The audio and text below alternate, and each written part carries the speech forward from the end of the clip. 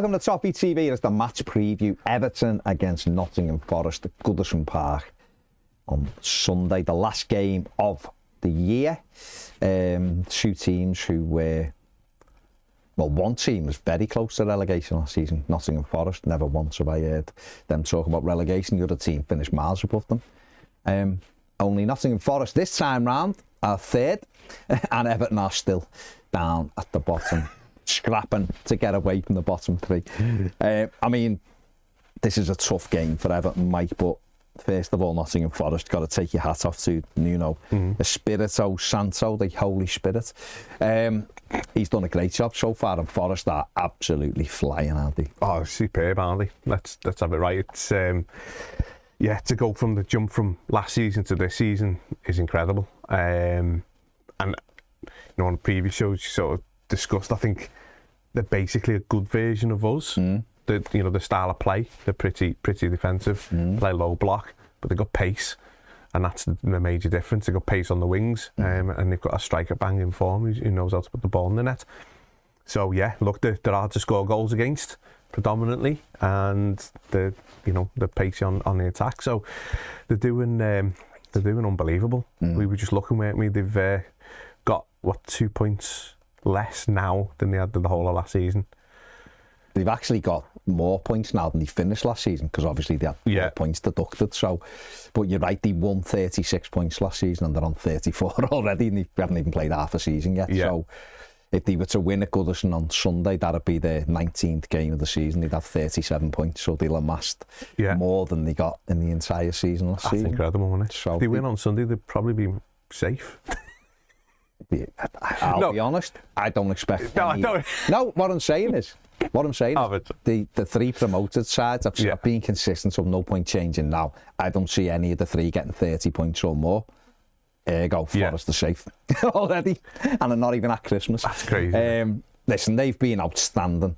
Greg, my mate, mine and Ped's mate, big Forest fan, top man. He's just living on cloud nine at the moment. He can't believe it. He said when we done the overlap in August, he was like, I just hope we're not in a relegation battle. We can just be a clear. Well, he's having the time of his life. They've won at Anfield, they won at Old Trafford, they went to the only team to win at Brentford. They just beat Forest, just only team to beat Spurs. The only team that's beaten Liverpool. Well, can we play you every week? Forest, can you go and play Liverpool a few more times this season, please? And you're right, they're got a real solid base, but they're so quick on the break. Hudson-Odoi, you know, scores that goal all the time, and he comes on the inside and just bends it in. I think Alanga on the other side, pace to burn. Took his goal really well against Spurs when they've just beaten Spurs, haven't he? And Gibbs White's done really well off Chris Wood, who the much maligned Chris Wood, but you know, this is someone that Peds wanted Man City to sign just to see the experiment. Well, we're seeing it right now because he's banging goals in left, right and centre. So it's all working really well. Behind them two, they've got Elliot Anderson and Yates, who work really hard as a midfield too. They've got Murillo at the back, who everyone's looking at. You know, he makes Rondon's shorts look like knickers. Murillo, because he's got the biggest shorts in world football. Looks like he can't run, but he's a hell of a footballer. And I don't think he's 21, 22, something like that. So, and Sells, the keeper, who I know you're a big, you know, as an ex-goalkeeper yourself, he's done really good for them. Sells, hasn't he? So just got a really good workman-like side. It's all clicking, isn't it? But great on the break, and I've had some brilliant away results, and they'll come to Goodison expecting to win. I think I do. I think they'll come and think these are 4th, 5th from bottom, we're 3rd in the league. If the roles were reversed, I'd expect, if we were going the City ground and we were 3rd and they were 5th from bottom, I'd be looking at this going, this will be another victory, and we should beat these. I think it's a really difficult game for Dice to set up again, because these don't want possession, and neither do we. So it's going to be tough to sort of see how we're going to set up. You know, how they play, what they're good at is everything we do, but a little bit better. You know, the strong on set plays at the moment, miles better than I'm trying to be positive. No. I'm trying to be positive. No, look, the strong on set plays. The counter-attacking team, you know, they don't boss the possession stats. So it's going to be difficult because the emphasis is going to be on on us to get on the front foot, and like we've seen a few times, other than really the Wolves game, is if it doesn't really work in the first 10-15 minutes, we revert back to you have the ball, but it's going to be a case of driving us forward. And off the run of games that we've had so far, the results that we've had, good points against really difficult sides, they're only good points if we can win this game. So there's real sort of impetus on this, and I think for the manager there's big pressure. Like you say, 3 games in 17, 1 and 8 since December the 16th 2023. We've got to start winning games of football. There's 3 points for a win and 1 for a draw for a reason, and you know, we've got to start putting it on teams at home. We really need to, and it's got to start now. You're absolutely right with terms of possession. I mean, just looking at the stats from Forest last game against Spurs yesterday, 70% possession. Tottenham had 13 attempts at goal to 10, and Forest beat them 1-0. Yeah. You know, and I think they're not a team, like you just said, they're not a team that dominates the ball at all. They're a team that works really hard in what they do. Looking at them, you know, the last away game, they went to Brentford and won 2-0.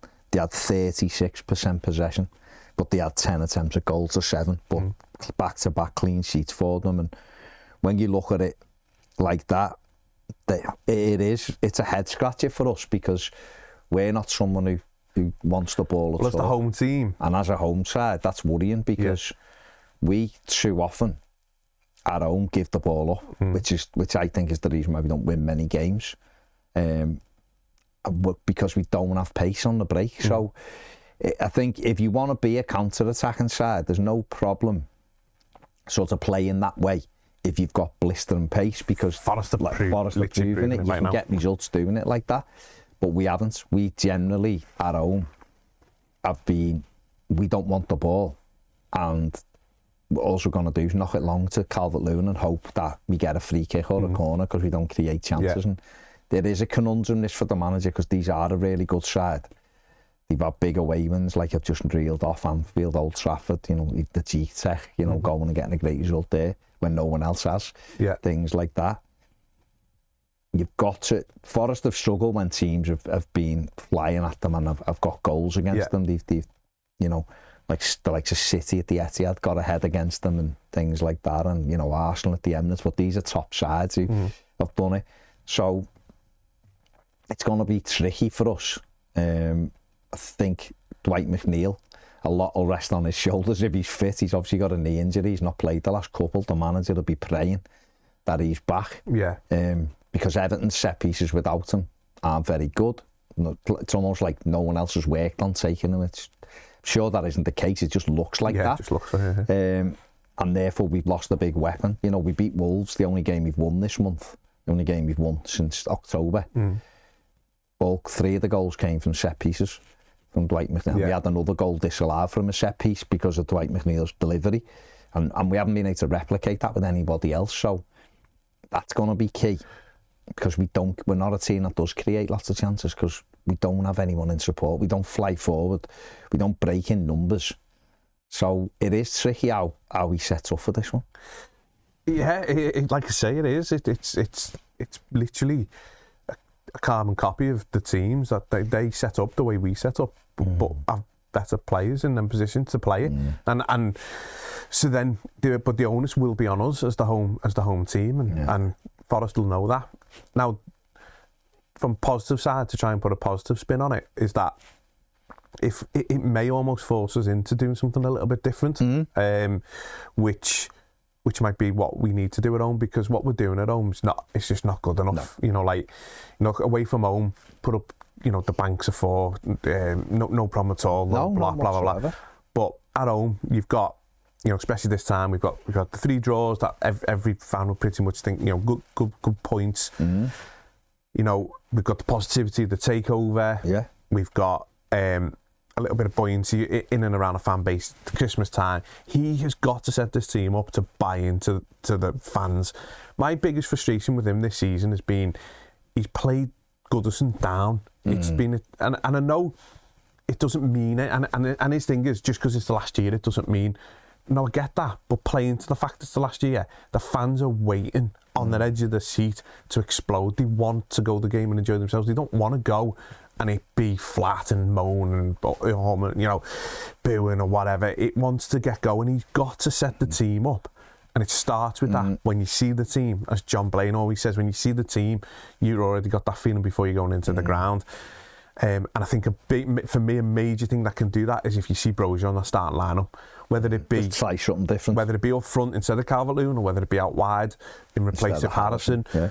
But I think if you see him on the starting lineup, I think it will be Boyd. I think because Everton could theoretically, and I know this is a bit wacky for Sean Dyche, but we could almost play 7-0-3 against Forest because he loves having 7 men behind the ball. Nobody does. Again, this is what he does. It's not a criticism. It's just him. That's him. It's like, you know, I could criticise the greatest manager probably in the Premier League in Pep Guardiola for the way that he doesn't have any clue how to change stuff because he's never had to deal with it. His teams have won every game, whereas against Everton, he really should have swapped his wide players to either wing and done something different. He doesn't. He just keeps doing it in the hope it'll work. Well, right now it isn't working. Sean Dyche is the opposite end of the scale. He's defensive, keep a clean sheet. That's fine, but at home we have got to win. You could really engage the fan base by almost going, well, we're sort of playing 7-0-3. We're having 3 genuine forwards in Illiman and Jive. He's fit, hopefully he is. He went off with a little bit of it, but hopefully he's okay. Dominic Calvert-Lewin, Chimiti, Beto, whoever you want as your number 9, and Brien on the right, because our midfield are going to be a flat 3. So we've got a back 4. We'd also have a flat 3, and realistically, it's going to be the same 3 midfielders. And rightly so as well, if we're... No, exactly. So you'd ask the Corey to join in. Still got 6. Forest ain't breaking with 6. They're just not. Might be 3 or 4, but you've got cover. But you'd have 3 forwards to occupy them, make them worry about you. And I think if we got the team sheet at 2 o'clock, or 1:45 as it is now, or 20 to 2 if Mick's putting it out, and you look and go, oh my God, he's playing 3 up front. Basically, everyone, imagine that, you're going, we're doing something a bit different. It won't be. It'll be 4-5-1, which is what we play, okay. But I think you do have to flip that. And we have got to start winning games of football. I think even if it's going to be 4-5-1, I think it needs to be Brozier up front. That's the one. I do. I just think... Just to mix it, do you mean? But also, if you're going to hit long diags, the ball in... Look, this is no criticism of Calvert-Lewin. This is just an observation. It's just clear for everyone to see. He's fantastic at bringing the ball down, and that's great, but there's no one around him. No. So he doesn't face up and run at them, does he? If the striker's isolated, you need someone that's either got pace or has got the trickery to be able to... He's got none of those qualities, so it doesn't fit. For me, if you're booting it long, at least Brozier can run the channel. He can hold the ball up and carry the ball up the pitch, and he's got a shot on him. So just if we are going in the, like you say, the Dyche formation that they've typically been playing, I'd rather see that option now, just to mix it up. You know, you can't continually play, and I get the limitation of opportunities he gets in front of goal, but you can't carry on just playing a striker who doesn't score goals. You know, they've got a big yard dog up front and he scores goals, and I get the fact that they create more chances, I get that, but we've got to come up with a way of putting the ball in the net to start getting these 3 points on the board and putting other teams under pressure, because what we've done against the City, the Arsenal, the Chelsea, that's not going to cut it against your Forests, your Brentfords, your Bournemouths. It just won't. So we've got to find a different way. And like I say, for me, if I see Calvert-Lewin up front, as in not in it, like you say, in a front 3, and it's just the same starting lineup again, I think, I don't want to see Harrison in that starting lineup at home. Just away from home, he'll do a job for you. He works hard. He'll keep the shape well, he cuts out the passing lanes really well, but offensively he's so devoid of confidence at the moment. It's clear as day. So let's just be on the front foot a little bit, and again, not being reckless. You still have your banks of 4 at the back and solid. We don't ask our full-backs to bomb on, so we can keep solid, but let's engage the crowd. Let's use the positivity that is around the club at the moment and go in and it be a little bit more exciting, to be honest, he's auditioning for his job, isn't he? He's going to have to start winning games, like you say. He keeps referring to, he's obviously been put under pressure finally. He's finally got someone above them that have putting a level of expectation on him. Yeah. They'll make a decision. So let's have a look at how Forest lined up in that win against Tottenham. Let's see where they were. So obviously Sells in goal, who's done brilliantly. They've got Aina, Milenkovic, Murillo, Nico Williams as the back four, Yates and Anderson in midfield, then Elanga, Gibbs, White, Hudson-Odoi, and of course Chris Wood up front. But even the subs, you know, Morata, James Ward-Prowse, Awonyi, Ramon Souza and Jota Silva, you know, good subs as well, and obviously using all 5 subs, which is I didn't realise you could. No, I mean, you know, Spirito Santo knowing exactly what he wants to do, and they're doing it brilliantly. Let's have a look how the Toffees lined up at the Etihad against Manchester City. Michalenko and Coleman, the full-backs. Don't know whether Seamus is going to be fit, of course. Branthwaite and Tarkowski had good games. Midfield 3 of Mangala, Guy, Decore. And then obviously we had Harrison on one side and Jai and Dominic Calvert-Lewin. And Mangala and Garner have been key lately, haven't they? Yeah. Certainly to Everton's improved form. Those two in midfield have been really good. Yeah, I think for the system that we're playing, they fit it perfectly. They've done really well. I think Mangala, comfortable in possession, so he's a good foil for Garner, Idrissa Garner. So Idrissa Garner can go out and press him and do what he does well, put out fires. Thought Idrissa Garner for me against City was absolutely superb. Out of possession, I mean, obviously predominantly we are always out of possession, but out of possession he was absolutely brilliant. And Mangala in possession is fantastic. At least he looks to play the ball forward. Yeah. So they've been a good sort of partnership that we've sort of fell on.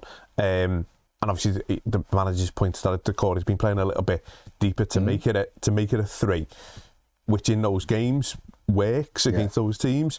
But again, at home we're going to need to look to do something a little bit different in that.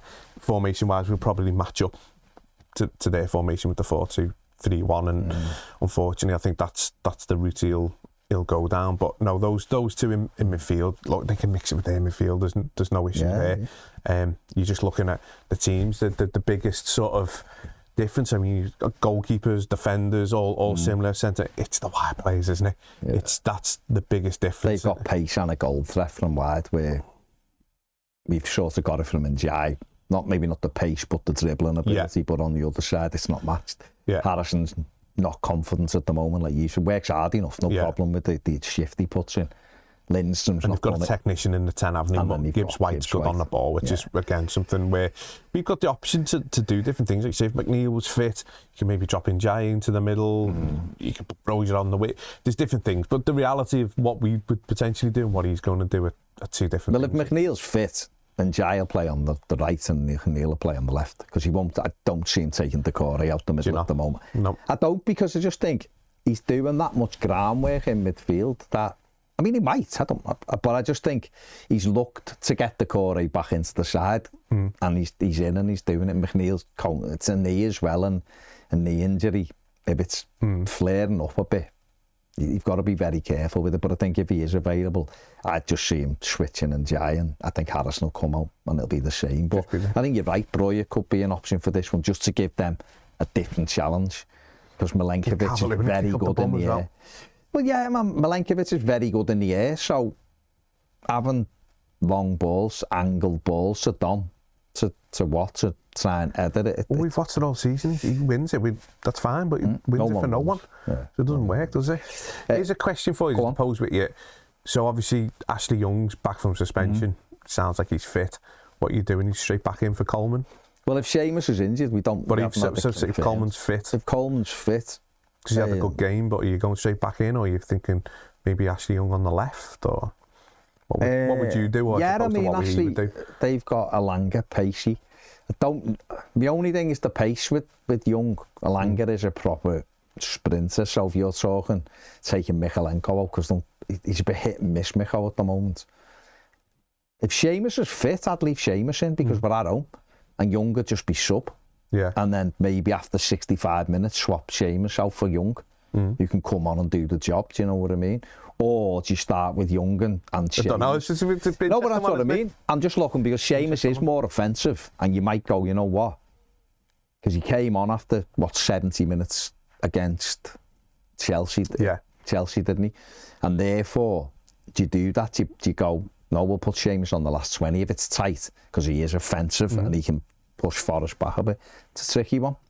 But if he said he felt something, yeah, it'd be interesting because, I mean, if just caveating that they're all fit, obviously Ashley Young probably deserves to be playing in terms of his performance levels and whatnot.